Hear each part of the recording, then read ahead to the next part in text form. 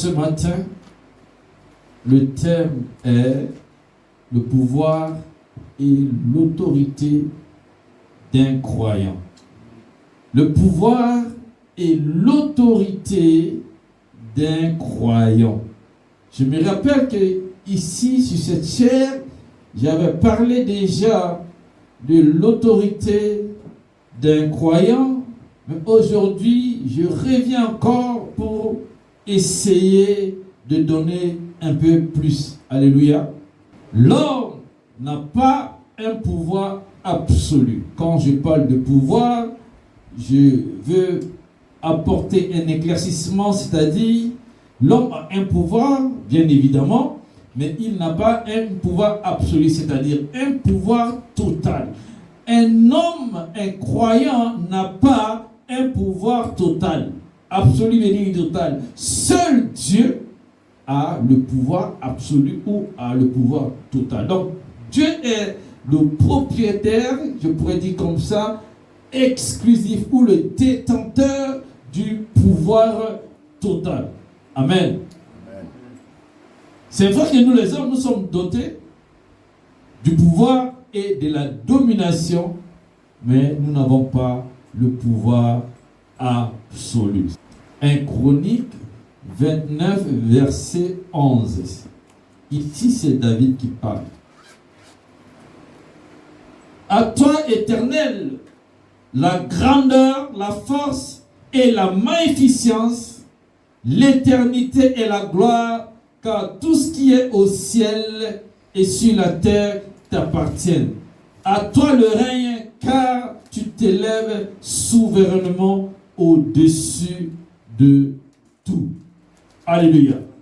Ce qui veut dire que le Dieu que David est en train de prier, de célébrer ici, voici tous les pouvoirs qui sont à lui. Les pouvoirs de Dieu. Il est le seul qui est plus grand. Il est le seul qui a la plus grande force. La Bible dit sa gloire demeure pour l'éternité et tout ce qui est dans le ciel et sur la terre appartient à Dieu. Et Dieu, son règne est élevé souverainement sur toutes choses. Voici, je vous ai donné le pouvoir. C'est Jésus qui parle.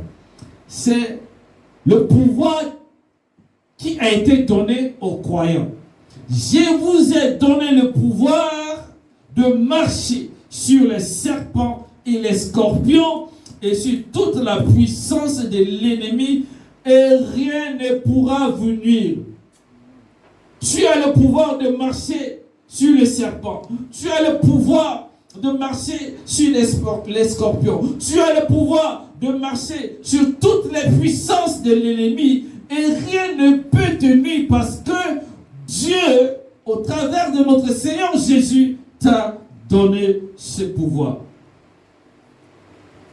Dans d'autres termes ou d'autres versions, je peux dire, de la Bible, Jésus disait, je vous donne l'autorité et le pouvoir. L'autorité et le pouvoir va de pair. Tu ne peux pas avoir que l'autorité et non le pouvoir. Tu dois avoir l'autorité en même temps le pouvoir. Nous avons la capacité physique et mentale de surmonter toutes les œuvres de l'ennemi ou toute action de l'ennemi. Avoir le pouvoir, c'est être capable de surmonter ou de contre-attaquer ou d'arrêter les actions de l'ennemi, que sur le plan physique et sur le plan mental. Amen. Ici, je vais apporter une précision. Si nous pensons que Satan n'a pas de pouvoir, nous avons commis une erreur. C'est une erreur. Satan a le pouvoir, mais il n'a pas l'autorité. Amen. Amen. Partout où se trouve un véritable croyant, un véritable enfant de Dieu, doté de la puissance, le pouvoir de Satan devient nul. Alors si tu es chrétien et que tu arrives dans un milieu où Satan continue à se manifester, à s'agiter, à tourmenter les gens, c'est que c'est toi qui n'as pas l'autorité. Parce qu'en réalité, le pouvoir que Dieu t'a donné, même si Satan agit dans un lieu, dans une famille, et que toi tu arrives, son pouvoir doit s'éteindre, doit devenir faible.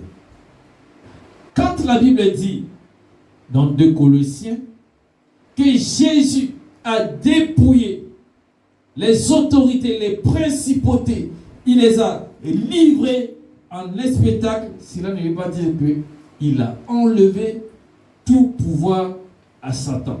Ça veut dire quoi? Ça veut dire qu'il y a un système spirituel qui a été établi à telles enseignes que si ce système est activé ou est engagé, le pouvoir de Satan n'a plus de force. Quand on dit Dieu l'a dépouillé, c'est vrai, ce pouvoir est là.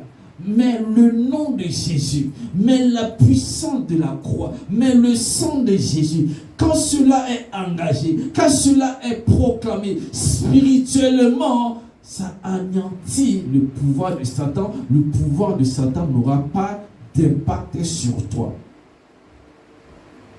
N'aura pas d'impact sur toi. Ça devient nul. C'est la puissance et l'autorité du nom de Jésus-Christ. Est-ce que vous me suivez? Amen. Amen. Ne pensez pas que comme la parole a dit, Satan a été dépouillé, je me laisse faire parce que je sais qu'il n'a pas de force. Frère, aujourd'hui, il y a le virus du sida. Aujourd'hui, il y a Ebola. Aujourd'hui, il y a les typhoïdes. Aujourd'hui, je ne sais pas. Il y a les grippes. Il y a le corona. Il y a d'autres personnes ou certaines personnes qui n'ont jamais été infectées par cette maladie. Pourquoi? Ce n'est pas parce que la maladie n'existe pas. La maladie existe.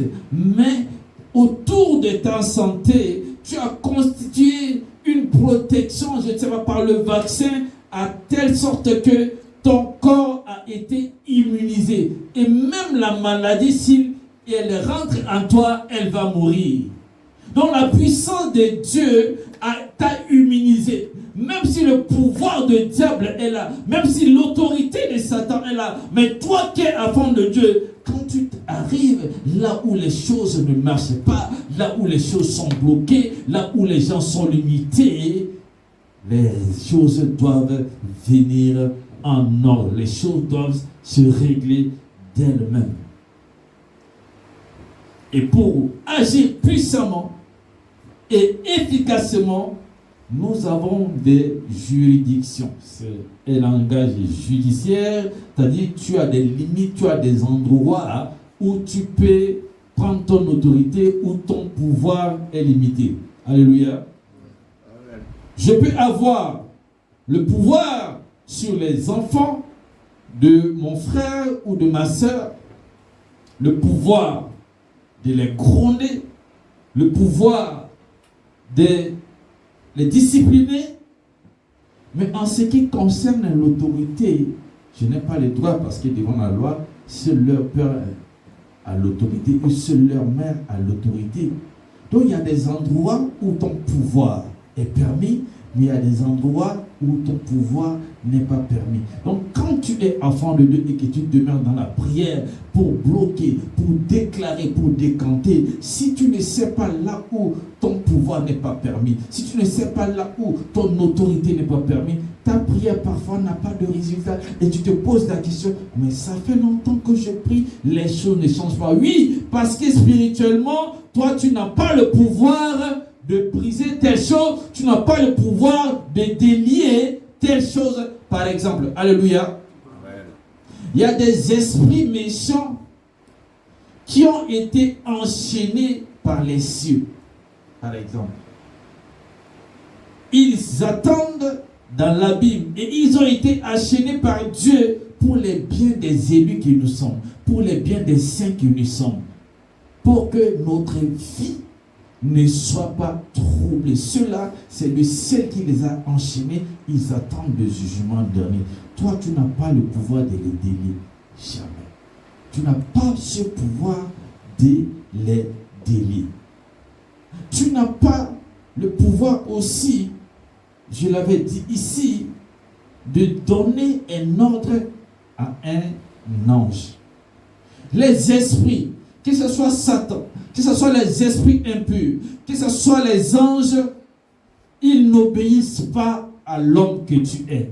Ils n'obéissent pas aux croyants que tu es. Ils n'obéissent pas à la forme de prière que tu es, mais ils obéissent à la parole de Dieu. Ils obéissent à la parole de Dieu. Pourquoi? Chaque fois que tu honores la parole de Dieu, chaque fois que tu t'appuies sur la parole de Dieu et que tu donnes un ordre par rapport à ton autorité, au pouvoir qui t'a été donné, ces esprits seront obligés de se soumettre. Pourquoi? Ils vont t'honorer parce que toi tu as honoré la parole. C'est pas parce que tu es un homme naturel et que tu pries qu'ils vont obéir à toi. Non. Et chaque fois que tu pries une autorité au nom de Jésus, la parole déclare et que tu décantes les choses, tu as l'impression que les esprits t'obéissent. Ils ne t'obéissent pas. Ne t'enorgueillis pas. Ne te donne pas la gloire de ces choses. C'est la parole qui est puissante par laquelle tu t'es appuyé. Comme tu respectes la parole, comme tu respectes les principes, comme tu respectes ce qui a été dit dans la Bible, au travers du sang de Jésus, les esprits vont s'obéir. Nous connaissons l'histoire des fils de Séva, 16 enfants de Séva, qui ont essayé d'imiter Paul. Mais ils ont dit au nom de Jésus, mais les esprits n'ont pas obéi. Pourquoi? Parce que les esprits savaient qu'ils ne sont pas attachés à la parole de Dieu. Ils ne sont pas attachés à la parole de Dieu. Alors Dieu a défini la juridiction où le pouvoir de l'homme fonctionne. La juridiction où le pouvoir de l'homme fonctionne. Dans Genèse 1:28, quand vous lisez Genèse 1:28, vous allez comprendre que Dieu a dit, tu dois dominer sur les bétails, les animaux, le poisson de la mer, sur le serpent. Tu dois dominer sur toutes les créatures. Tu dois dominer.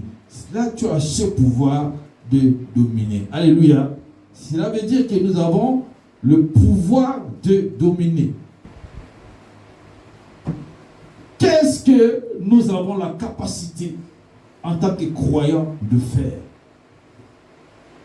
Nous allons voir rapidement 4 choses et je vais m'arrêter. Qu'est-ce que en tant que croyants nous avons la capacité ou le pouvoir de faire? Nous avons le pouvoir sur Satan et tous les esprits présents sur la terre qui oppriment les croyants.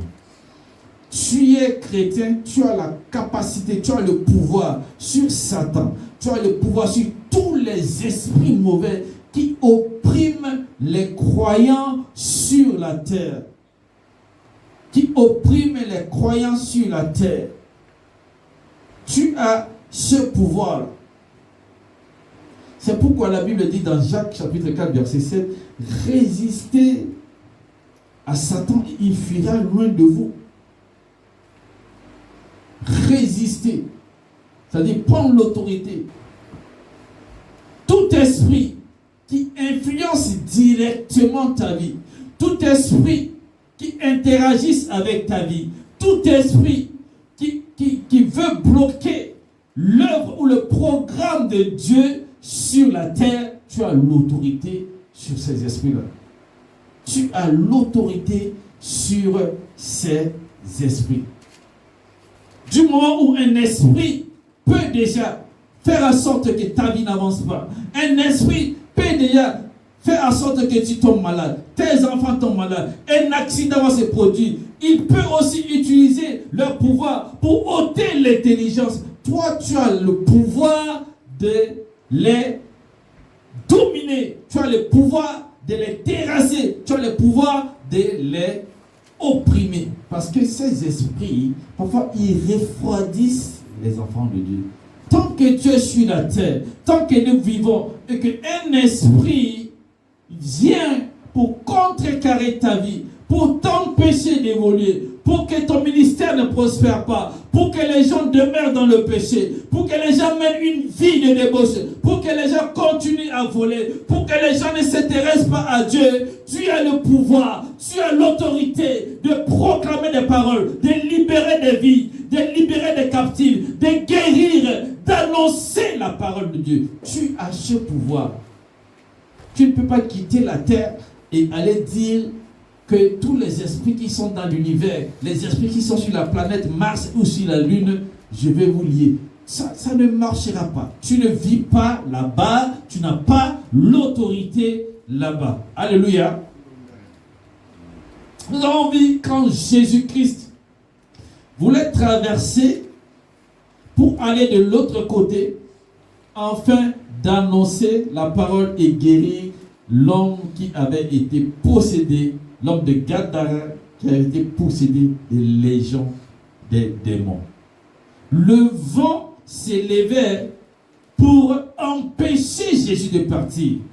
Jésus a pris l'autorité pour calmer le vent, pour arrêter le vent, jusqu'à ce que les gens disent: quel est cet homme à qui même les vents obéissent? Le vent s'arrête quand il parle. Est-ce que vous avez vu Jésus chaque fois en train de prendre l'autorité pour chasser ou dire au vent de se calmer? Non.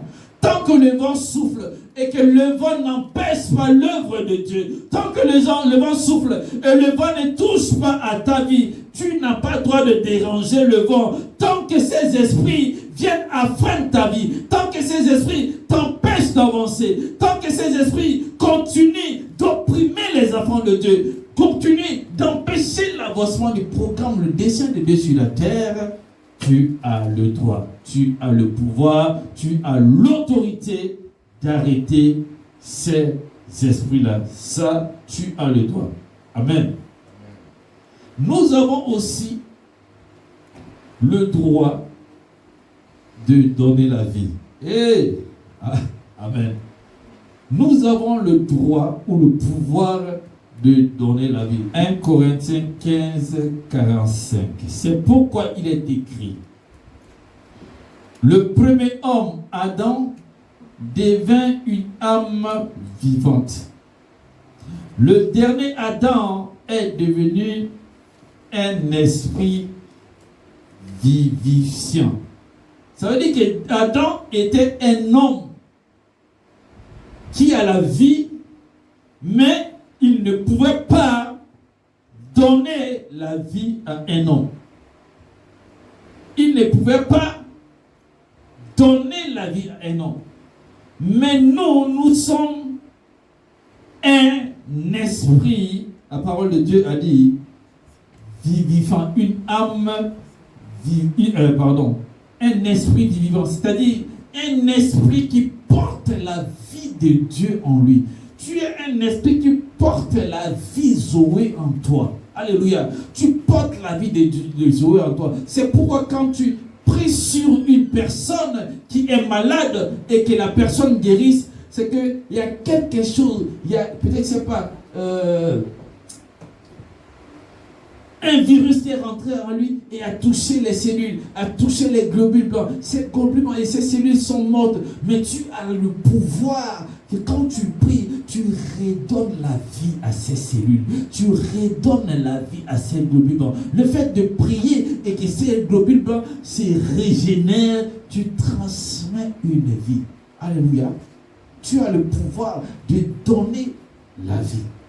Il y a des choses où les médecins n'arrivaient pas. L'hôpital est dépassé, la science est dépassée, mais l'homme, par la prière, il arrive à décanter.